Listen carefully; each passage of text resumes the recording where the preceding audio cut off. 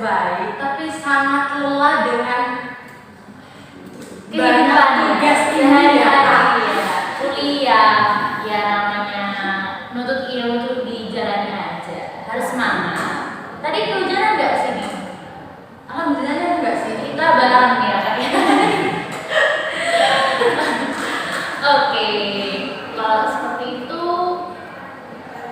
mood dari kakak-kakak ini agak baik ya katanya, baik ya. Semoga. Nah, sebelum kita masuk lebih dalam nih mengenai sastra dan ideologi, aku pengen tahu nih, sebenarnya ideologi dalam karya sastra itu seperti apa sih? Menurut Mbak Ica deh. Nah, menurut ideologi dalam karya sastra, menurut Marx, merupakan kesadaran, keyakinan ide, dan gagasan yang dipercaya oleh masyarakat yang berkaitan dengan bentuk material masyarakat. Disinilah karya sastra kemudian ditempatkan sebagai sistem produksi ideologi suatu kelas tertentu. Namun, dengan melihat sastra sebagai artefak oleh aktivitas material, maka sebelum sastra sebagai produksi ideologi, sastra sebenarnya adalah representasi ideologi kelas sosial pengarang sebagai anggota masyarakat. Oh, jika ideologi seperti itu, lantas ideologi sendiri itu apa sih menurut Mas Rif? Ya, di sini saya akan sedikit ya tentang ideologi itu apa. Ideologi itu merupakan akumulasi gagasan yang dipaksakan oleh kelompok dominan dengan kelompok terkuasa atau subordinat. Untuk itu, ideologi ini terus-menerus dikonstruksi dan diproduksi oleh cara individu berpikir, bertindak, memahami diri dan juga memahami hubungannya dengan masyarakat, terutama melalui cara-cara yang ideologis. Nah, oleh karena itu, dari segi kebudayaan, individu ini tidak dipandang sebagai individu dalam arti yang natural, tetapi sebagai subjek hasil dari konstruksi sosial. Itu sekilas mengenai ideologi dalam karya sastra ya. Nah, bagaimana jika kita ingin menganalisis ideologi pengarang pada suatu karya sastra, misalnya novel, terkait kelas sosialnya itu bagaimana? Mungkin Mbak Ica mau menjawab? Nah, untuk mengungkap ideologinya sendiri, struktur kelas sosial dan hubungan antar tokoh tersebut, maka analisis dimulai dengan mengidentifikasi latar sosialnya. Misalnya, kita menganalisis novel Matinya Sang Penguasa atau MSP, disingkat MSP. Nah, dalam novel MSP ini, dari keseluruhan ceritanya menunjukkan adanya dua latar sosial yang sangat kontras sebagai konteks sosial yang mengklarifikasi struktur sosial tokoh-tokohnya.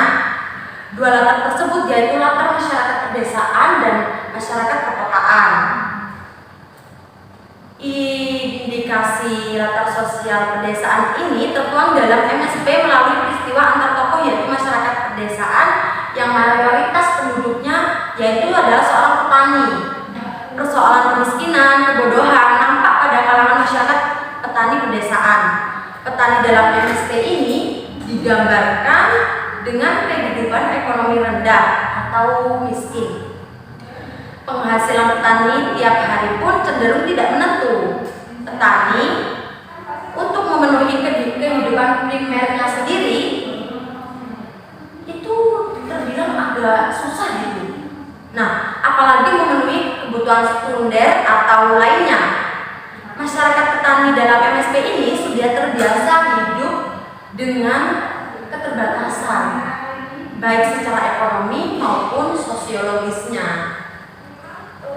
Kalau mengenai latar sosial masyarakat pedesaan nih, nah itu kan tadi masyarakat pedesaan. Ya. Kalau latar sosial perkotaan, bagaimana? Mungkin Mas Rif bisa menjelaskan?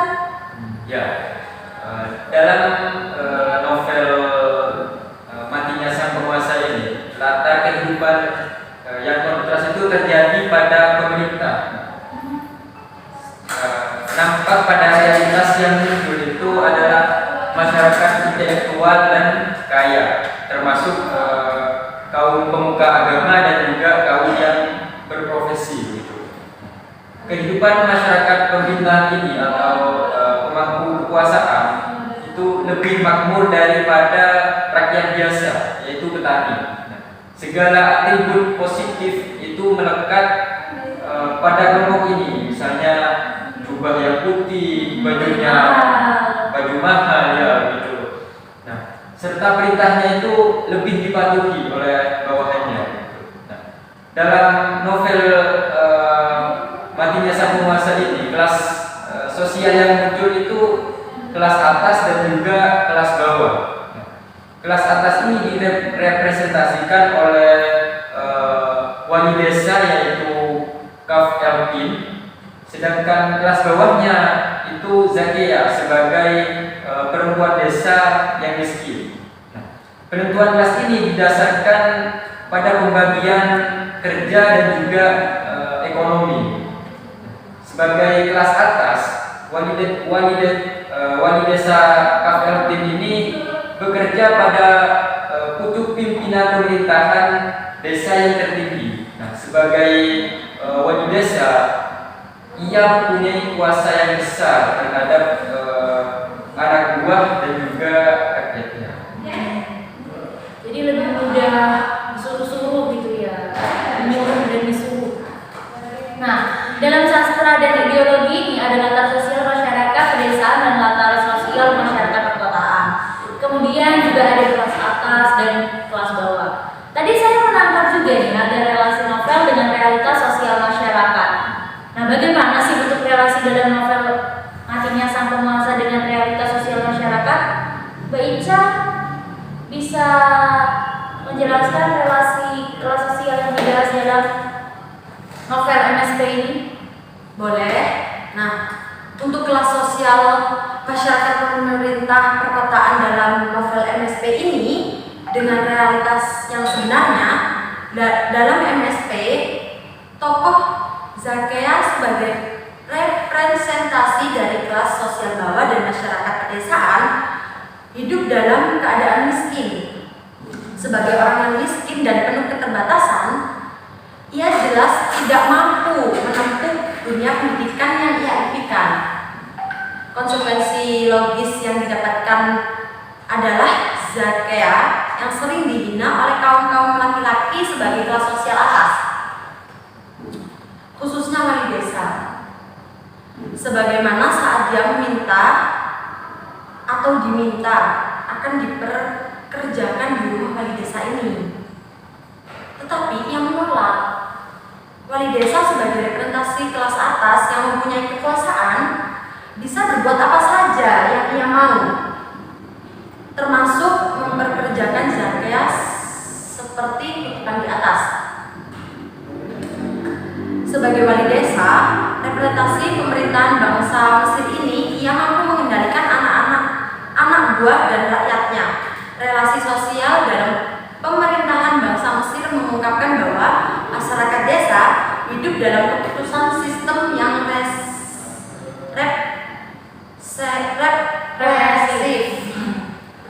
Sistem represif yang mengatur kelas-kelas di bawahnya, rakyat patuh pada pemerintah atau penguasa ini. Sistem represif dan pemerintah yang tanpa pengawasan inilah yang membuat penguasa bisa berbuat sewenang-wenang dan menyalahgunakan kekuasaannya. Wah, begitu. Ternyata banyak sekali ya tentang sastra dan ideologi. Lantas posisi kelas sosial pengarangnya itu seperti dalam novel MSP ini. Ya. Bagaimana, Mas Ya. Rif? Ya, secara kronologis ya dalam novel Matinya Sang Penguasa ini dari awal sampai akhir itu terungkap penguasa yang terus-menerus menindas dan juga mendiskriminasi rakyat, dan itu berakhir pada perlawanan rakyat terhadap penguasa. Nah, posisi kelas sosial ini menunjukkan bahwa keterpihakan penulis ada ini pada kelas bawah, yaitu kelas bawah atau subordinat.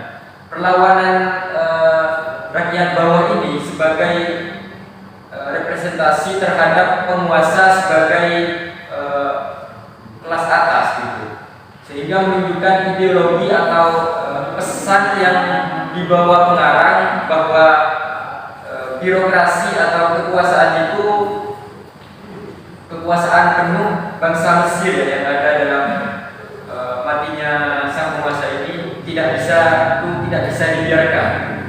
Nah, kekuasaan yang penuh ini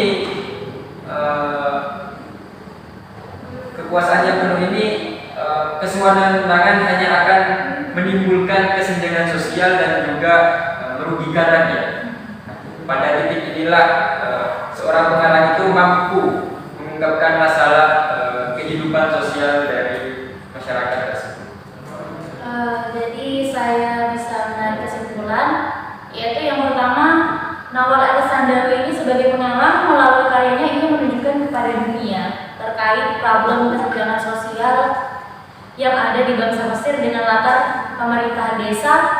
Dan kedua, ideologi yang dibawa pengarang dalam novel tersebut adalah ideologi feminis dan perlawanan kelas bawah atau rakyat terhadap kelas atas atau penguasa. Kelas atas direpresentasikan tokoh wali desa beserta para jajarannya. Pembagian atau pelabelan kelas didasarkan pada status sosial dan jabatan yang diemban sebagai penguasa. Sedangkan kelas bawah direpresentasikan tokoh Zakia beserta tokoh-tokoh perempuan lainnya sebagai rakyat dan petani. Yang ketiga, posisi pengarang lebih condong pada kelas bawah yang berusaha memperjuangkan hak-hak yang dimilikinya dan melawan kesewenang-wenangan penguasa. Perjuangan dan perlawanan kelas bawah pada akhirnya berhasil menembangkan kelas atas. Baik, pada diskusi kali ini saya ucapkan terima kasih yang sebanyak-banyaknya Mbak Nawasli dan Mbak Ica sudah mau meluangkan waktunya